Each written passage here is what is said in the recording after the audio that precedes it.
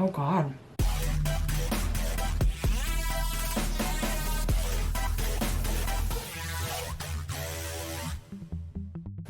Hey guys, welcome back to my channel. I am Des Roulette, and today we're going to be taste testing some Turkish snacks and coffee for the first time. So this is another box that I ordered from Amazon. These are Turkish munchies by Müksoin. I'm not sure if that's the name of the company, but I'll leave a link in the description box down below.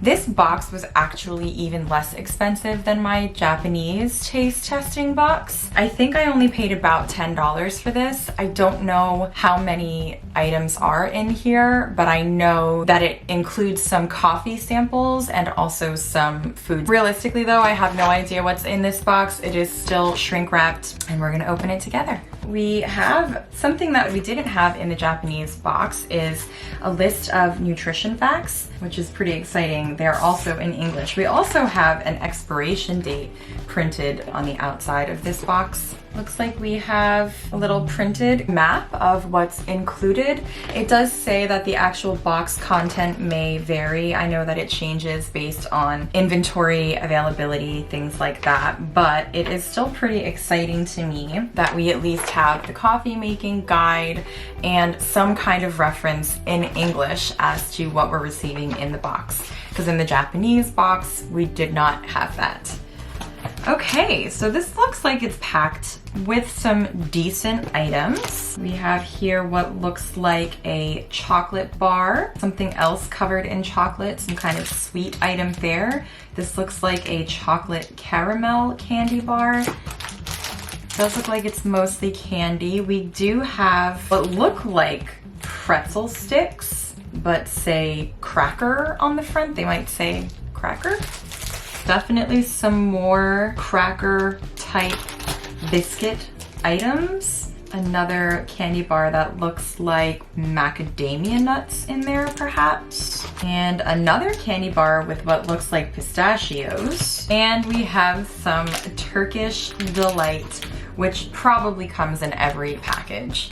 Really, it just looks like gummy candies with some kind of nut in them. I'm not sure what flavor this is or what this is going to be like, but we will try it together. Oh, and we also have popping candy. These might be something that are kind of universal, little pop rock type items. And then we have our 6 Turkish coffees. Basic coffees. These don't appear to be flavored. The only variation we have is that one of our coffees is sugar-free and a coffee that is called medium sugar. So I feel like tasting one of these is essentially the same as tasting both. I've had Turkish coffee in Turkish restaurants. I don't believe that they were instant, however, so I will try at least one of these today just to kind of see how it matches up. I don't think I'm gonna start with something sweet because if I eat something sweet now, everything else will taste kind of dull in comparison. We're gonna start with what I am assuming is going to be the most neutral, the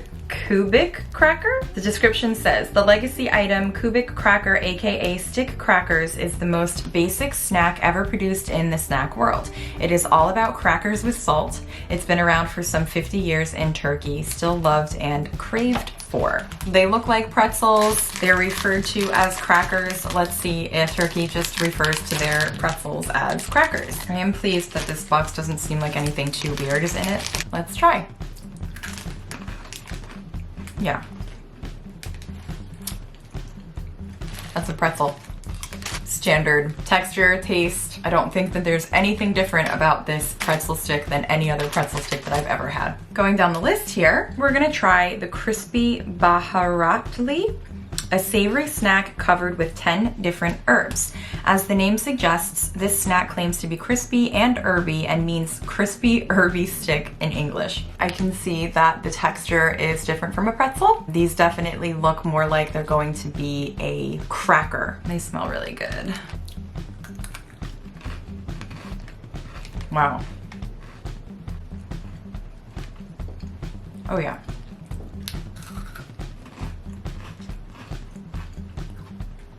That's pretty up my alley. They're pretty salty. Definitely herby. They are not bland at all, which I appreciate. The flavor is intense enough that you could just eat a couple sticks and, you know, kind of close it up and come back to it the next day. And they're savory. You know, you get the salt, you get what kind of tastes like a garlic, onion, almost like a sour cream and onion flavor, but with a little bit more depth, a little bit more savory to it. I like these much better than the pretzels. They do seem to have a little bit of uniqueness to them as well. Okay, and those are the only two savory snacks that we got. So now we have to move on to the sweet stuff. Let's start with the Turkish Delight, since this is something that is nationally known. The description says Turkish Delight or lokum is a family of confections based on a gel of starch and sugar. The confection is often packaged and eaten in small cubes dusted with icing sugar or coconut dust to prevent clinging. The origin of the confection is not precisely known, but the candy is known to have been produced in Turkey as early as the late 1700s. It pairs well with Turkish coffee. We sometimes put a biscuit sandwiched delights, which is another way of having it. I read that exactly as it is typed. Well, if I had to predict how I'm gonna feel about these, I'm going to guess that they're probably not my thing. They do make a mess. Now the coating on this particular variation does appear to be coconut. I don't know what kind of nut is on top. I'll probably recognize it though.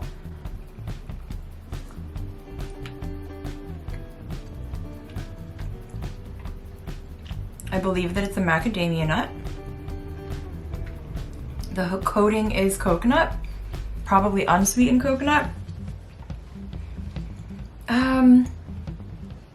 I don't hate the texture or the flavor, but that being said, the flavor is not really discernible.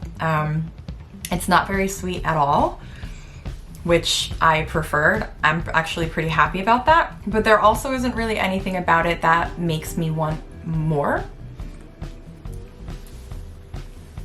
There's just not much to it. It tastes like a candy that was invented in the 1700s. The picture of the Turkish Delight on our little guide here is pink, and my Turkish Delight is kind of a pale yellow shade, which tells me that there are multiple flavors.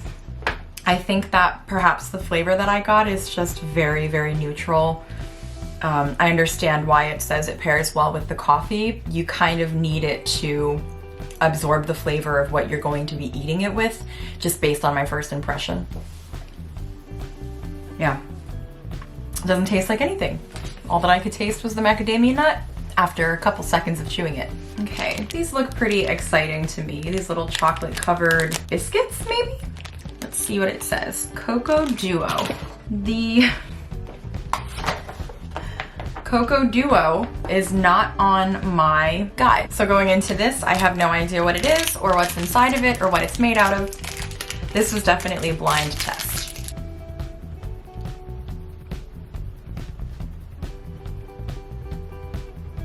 Oh God.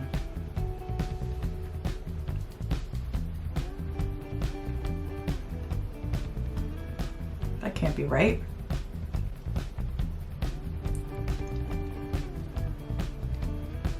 So this is what the inside looks like. It looks like it's gone bad, but I don't think that that's the case. It's the same consistency as cotton candy, and that's weird. That's just weird to me. I don't think I like that at all. Wow, what a strange item. Weird idea. So I'm not really sure what that was supposed to be. I can taste the chocolate on the outside. I can't really discern the flavor of what was supposed to be inside. Not very sweet, which I appreciate, but I'm really not sure about what that is supposed to be. And it just makes me wonder if it's turned. My sister lived in Turkey for a little while. I'm gonna ask her about that. Mystery item one, not a fan. Next we'll try Keefin's candy bar. Just a little guy. This is on our reference sheet. It says thin layer of enhanced crispiness with crushed wafer particulars. Probably should say particles. inside the chocolate. This one is new product, but also proven success in Turkish snacks market. Probably just chocolate covered wafer. Looks like milk chocolate. I've mentioned I don't love American milk chocolate because it's way too sweet. I'm hoping this isn't as sweet. It has perforated squares, and it is definitely mostly chocolate. If there are wafers in there, they are definitely very tiny particles.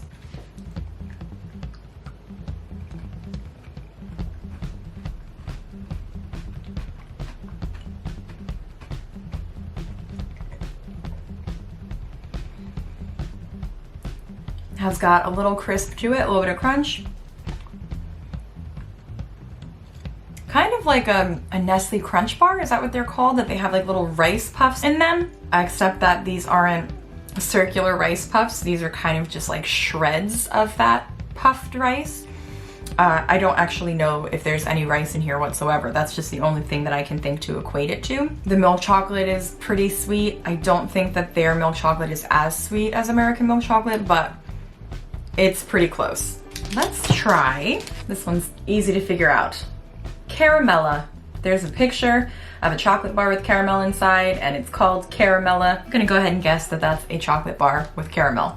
This also is not on the guide, so they must have run out of most of these and just had to kind of supplement it with less preferred options. It doesn't have just perforations, it actually has like little bubbles.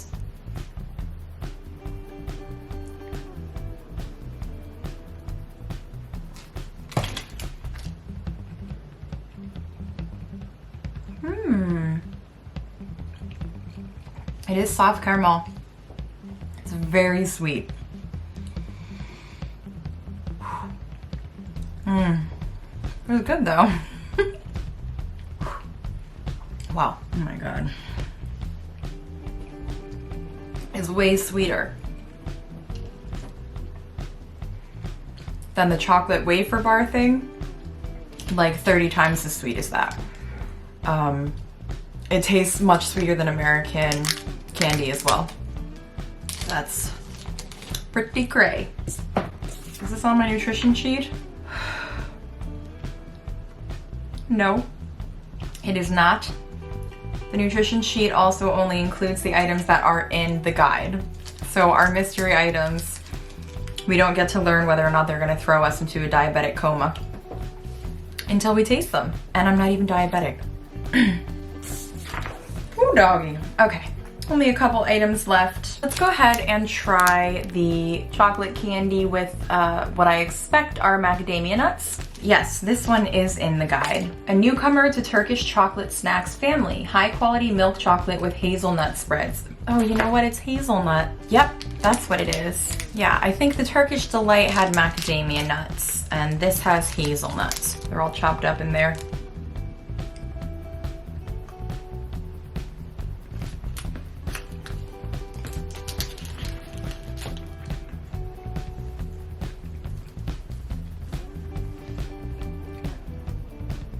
Pretty good. It's nice and smooth. It's still pretty sweet, but not nearly as sweet as the caramel bar was.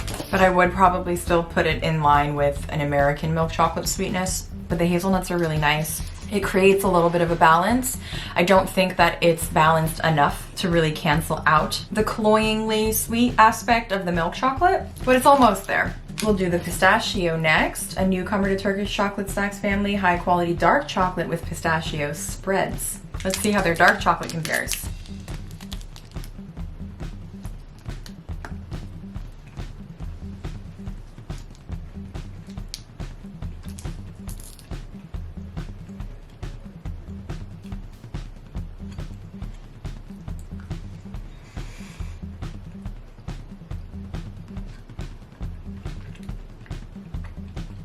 It's interesting.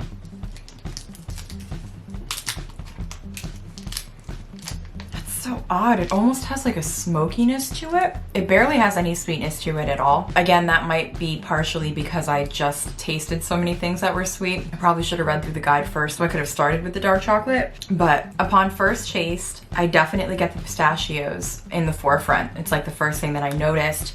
And then after kind of chewing it up a little bit, the aftertaste is very smoky, which is interesting. I wouldn't expect that a dark chocolate bar with pistachios in it would be smoky. But it wasn't bad. It's definitely different. I don't think that we have anything like that here. Everything else so far, we seem to have similar candies in the States, except for the weird chocolate covered cotton candy thing and the Turkish delights. The Turkish delight texture, we have plenty of jelly type candies, but nothing really that are similar to that otherwise that I can think of. Okay, the last thing that we have besides the coffee is the popping candy, cola flavored. I don't like cola flavored. Well, we're gonna try it anyway. Ooh. Whoa. Still going. Okay, so these are fun. I haven't actually had Pop Rocks for like 100 years. These are intense. Were our Pop Rocks here? Do we still have them, by the way? And if we do, or did do, were they as intense as these are? Those were definitely like jumping around inside my mouth.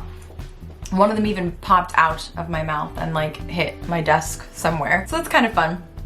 The flavor's like super subtle. It doesn't even really taste like cola. There's maybe like the slightest undercurrent of cola taste, but they're kind of a beige color. There's no coloring to the product, and the flavor is also very, very mild. So these are definitely more for the experience of eating them than for anything else. And I guess we're gonna go try a coffee.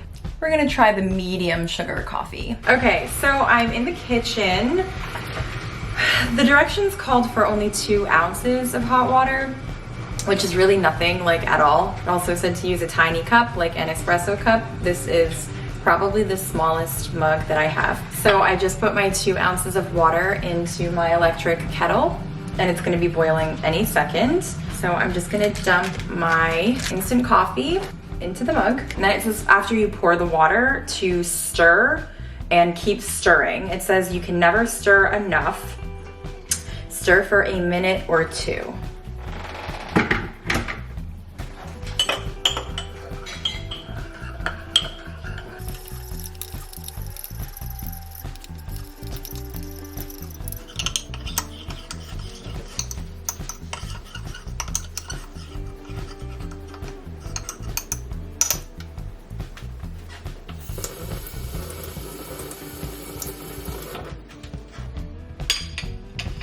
Okay, so I stirred for about 2 minutes, and now it says to wait 2 minutes so that the coffee flavor can mature, and also so that the coffee grounds can settle into the bottom of the cup, which is how all Turkish coffee works, apparently. So we're gonna give it a couple minutes to set, and then we'll taste it. It says, be careful, it's very hot, go slowly.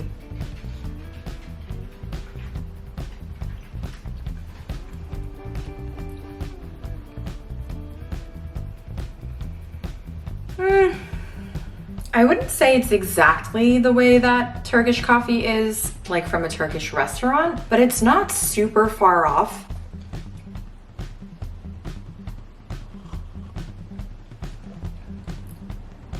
It definitely has that really deep espresso developed flavor, which I really wasn't expecting, because I think that that's really difficult to replicate in an instant coffee, but I wouldn't say that it's as good as regular Turkish coffee. I definitely feel like it's gonna keep me awake though.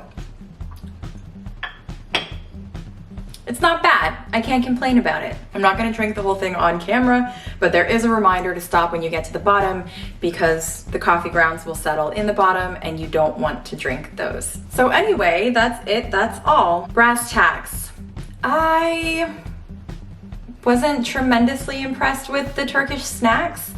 They weren't horrible. I just think that maybe they don't really suit my personal tastes.